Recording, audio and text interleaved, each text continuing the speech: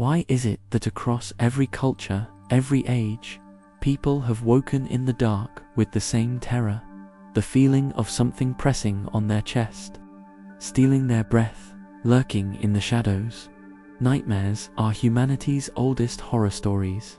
Long before novels or films, we had dreams that turned against us. And in the ancient world, those dreams weren't random. They were invasions, messages, punishments. To wake sweating in the dark was not a glitch of the brain, it was a visitation. Before we journey further into the shadows of history, a quick note: if you've been enjoying these stories, I'd be grateful if you left a like or subscribed. It's a small gesture that helps these echoes travel further into the night. Now, back to the demons that haunted our ancestors. If nightmares had a birthplace, one strong candidate is Mesopotamia, where the first written civilizations left their fears carved in clay. The terrifying Lamashtu was blamed for entering bedrooms at night. Part woman, part beast, she was said to kill infants and torment pregnant women. Her appearance alone was the stuff of bad dreams. Lion's head, donkey's teeth, bird's talons, and, for reasons lost to history, nursing a pig. Another figure, Pazuzu, looked like something out of a horror film. Canine face, wings, claws. He caused nightmares, but could also protect against them. People wore amulets of Pazuzu to ward off Lamashtu, fighting one demon with another. In ancient Egypt, nightmares were part of the divine messaging system. The Book of Dreams recorded hundreds of examples. Being bitten by a dog in a dream might mean betrayal. Other dreams foretold illness or danger. Nightmares weren't dismissed as indigestion. They were warnings. Priests doubled as interpreters. The world's first dream analysts. Their advice usually boiled down to rituals and offerings. Because in Egypt, even your bad dreams needed a receipt. The Greeks imagined dark-winged spirits called the Onoroi, carrying dreams from the underworld. Among them was Phobita, who specialized in beasts and monsters. You didn't need a therapist to tell you that if Phobita was visiting, you weren't in for a good night. They also believed in Ephialtes, a figure who sat on your chest and suffocated you. If that sounds suspiciously like sleep paralysis, it's because it probably was. Ancient people didn't need brain scans to know how terrifying it feels to wake up unable to move. The Romans borrowed freely and then made things worse. They believed in incubi and succubi, demons who climbed into beds to seduce or assault sleepers. Bad dreams weren't just psychological, they were criminal acts committed by spirits. Roman physicians sometimes suggested that nightmares were caused by overeating too much cheese, beans, or wine, and suddenly you'd invited an incubus into your bedroom, which is either a supernatural attack or indigestion with branding. In ancient India, the Atharva Veda included charms to ward off nightmares. Bad dreams were attributed to spirits or curses. The cure was ritual, chanting mantras, wearing protective amulets, sprinkling sacred water. To suffer nightmares meant you were in danger, not just spiritually, but socially. Perhaps someone had cursed you. In ancient China, dream interpretation was an official role at court. A bad dream by the emperor wasn't just personal, it might mean disaster for the entire nation. Medical texts also linked nightmares to imbalances of qi. Too much inner heat produced restless, frightening visions. The cure was herbal medicine or acupuncture. In other words, bad dreams could be treated with needles, which probably gave some patients more bad dreams. But from every civilization around the world, one thing remains the same: the universal demons. Everywhere, the same pattern emerges. Nightmares weren't random. They were visits.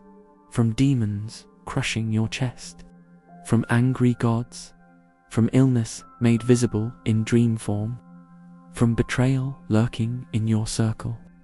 And because they weren't considered yours, you needed outside help. Priests, doctors, magicians. A nightmare wasn't a private quirk of the mind. It was a cosmic event. As for ancient prescriptions, the cures were creative.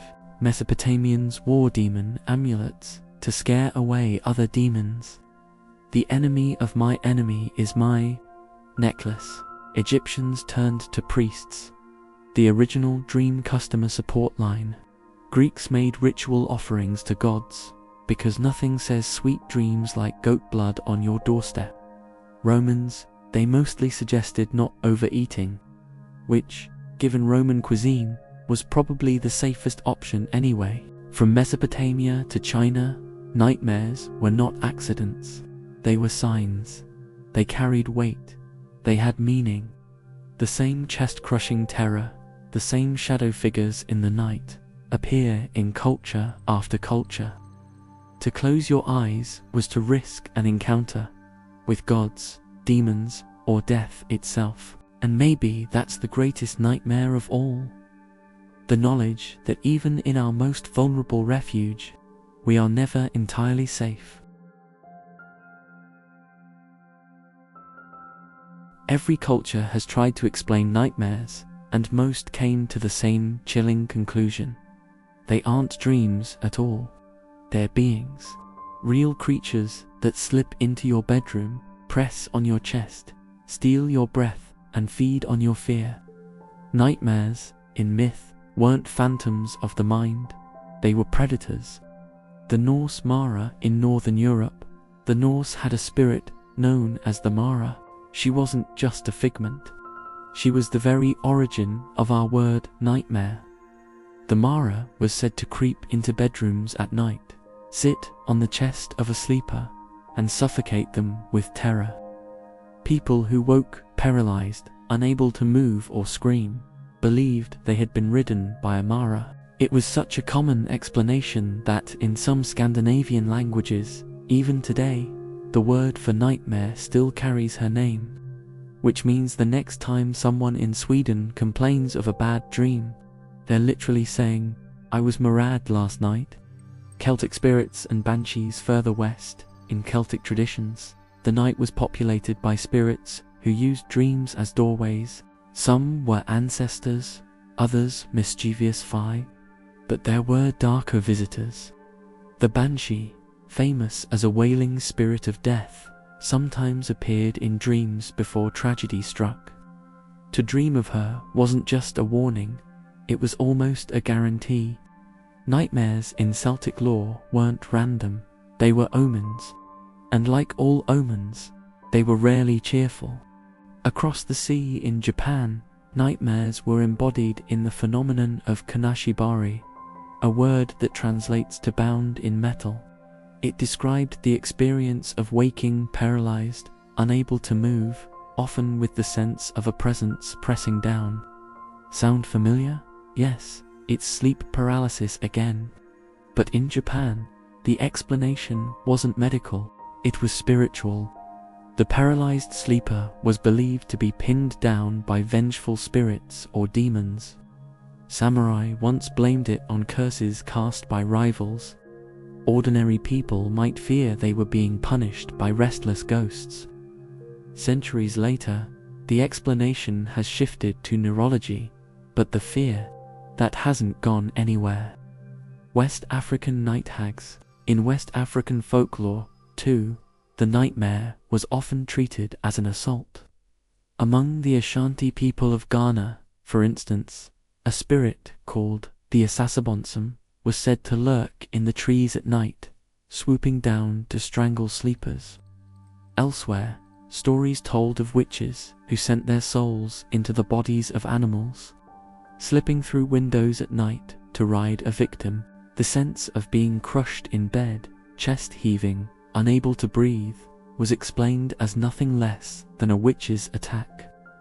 It's worth noting that if you tell someone you're being attacked by invisible witches in the night, people today might prescribe therapy.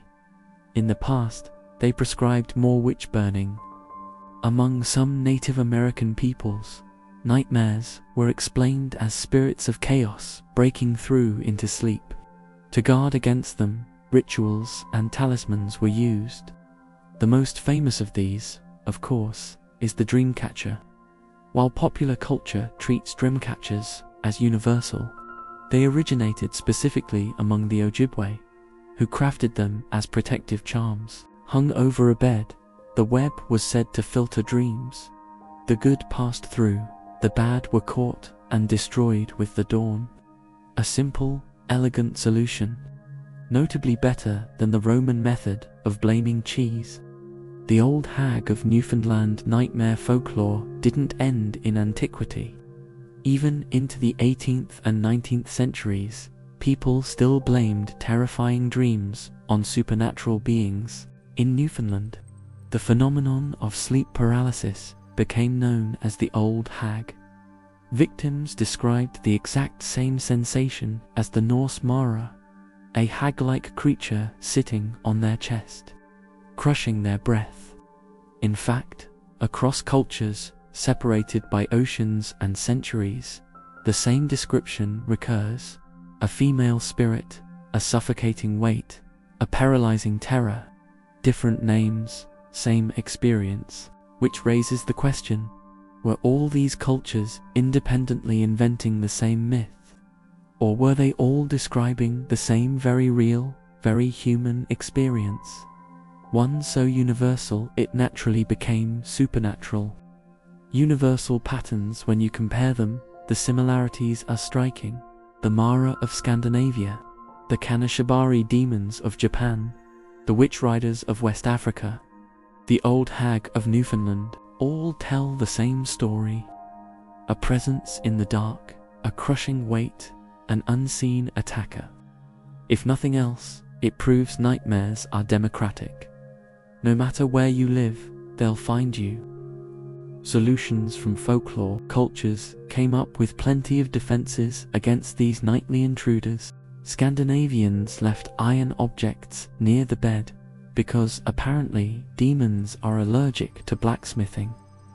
In Celtic lands, charms and protective knots were tied around the bed, a kind of supernatural childproofing.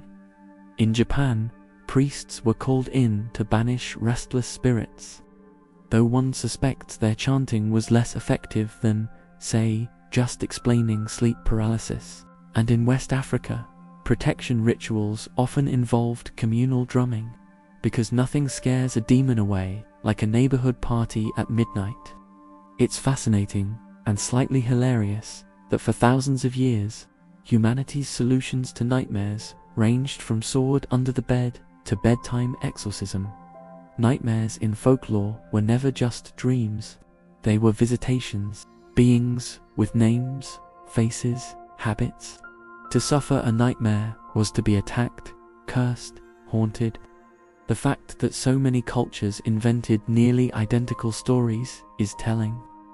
It suggests that the nightmare experience, the paralysis, the crushing weight, the terror, is a human constant. The folklore was simply the best explanation they had. And while today we might smile at the idea of demons sitting on our chests in the middle of the night, paralyzed and gasping for breath, the truth is, it still feels exactly like a demon sitting on your chest. Close your eyes, you're fast asleep. Suddenly, you wake, but you can't move. Your chest is heavy, your lungs straining. In the corner of the room, something lurks. A shadow, a figure. You try to scream, but the sound dies in your throat. This isn't a dream. This is the nightmare made flesh. For much of history, this experience wasn't chalked up to sleep paralysis or brain chemistry. It was treated as a real visitation, a tangible presence that sat on the body, drained the soul, and sometimes left bruises behind. The medieval night hag in medieval Europe the phenomenon was given a name: the night hag. She was said to creep into homes after dark, climb onto the chest of sleepers, and ride them until dawn. Victims described waking paralyzed, gasping for breath, hearts pounding. To them, there was no question. Something was really there. A hag-like demon, crushing the life out of them. Medical texts of the time called it incubus, from the Latin incubare, to lie upon. The word still lingers in our language today, proof of how deeply the idea lodged itself in cultural memory. Witchcraft and nightmares. As the Middle Ages bled into the Renaissance, belief in the night hag became entangled with Europe's obsession with witchcraft. If you woke unable to breathe, convinced someone had sat on your chest, there was an easy explanation: a witch had cursed you.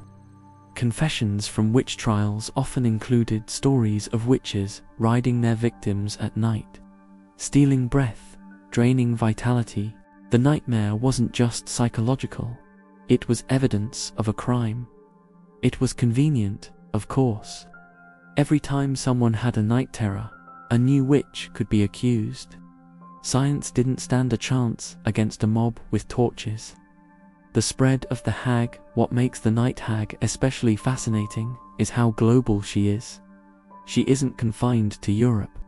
In Newfoundland, the phenomenon was called the old hag.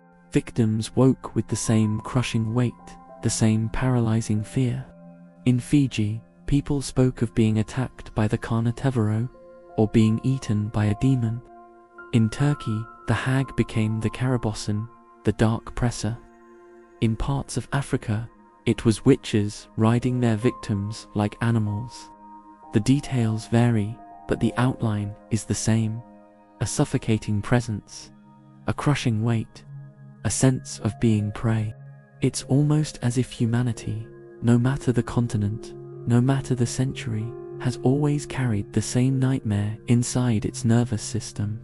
The science that wasn't there today, of course. We recognize most of these experiences as sleep paralysis, a state where the brain wakes up before the body, leaving you conscious but immobile, often accompanied by hallucinations. But imagine explaining that to a terrified peasant in 1450, who just saw a demon crouching on his chest. Without neurology, people filled the gap with stories, and those stories became folklore. The science is new. The nightmare is ancient. Medieval solutions, the cures for the night hag, were about as effective as you'd expect. Priests prescribed holy water sprinkled around the bed, because demons hate hydration. Folk healers suggested iron objects kept under the pillow, as if a rusty horseshoe was going to scare off supernatural evil. Some recommended reciting psalms before bed, essentially praying yourself to sleep. And, of course, there was always the nuclear option: accuse the neighbor of witchcraft and burn her alive. It's almost comical now, but for the people who lived it, the terror was real. The nightmare wasn't imagined. It was a presence, a hag, a witch, a demon, a shadow. Something that sat on the chest, stole the breath, and reminded people that even in their beds, they were not safe. Whether you were a villager in medieval England, a fisherman in Newfoundland, or a farmer in Fiji, the story was the same. The nightmare had a face, and that face was sitting right on top of you. If you've been enjoying this journey through the darker corners of human history, consider leaving a like or subscribing. You don't want to miss part 2. It helps these stories carry further into the night, and ensures that, unlike the night hag, these echoes are welcome visitors.